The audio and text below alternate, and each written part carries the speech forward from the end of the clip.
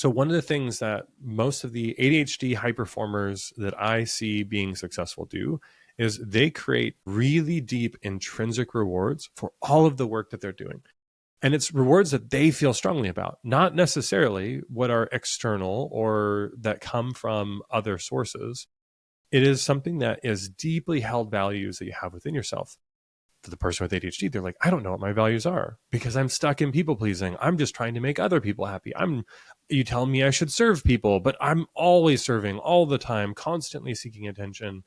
And you can dig into this from the sake of attachment theory and so much about insecure attachments. And yes, you're trying to serve people, but it's coming from an insecure place. How do I make that all intrinsic? Oftentimes, when we are trying to find the big picture, the big thing that we're working towards, it's being able to know what about this actually lightens me up. What about this actually turns me on that I don't necessarily need a lot of extrinsic value to? And then on top of that, what are the things that I can reinforce which are mundane, which are trivial? What are the ways in which my body responds to it? For me personally, words of affirmation are significant. What I found though is that if I'm obsessing about trying to make every person happy and appease every person and please every person, that becomes its own addiction versus having a private, close inner circle of people who are reinforcing and celebrating the right things for the right reasons and aren't doing it from a place of need or from trying to take something from you and genuinely want to see you be successful.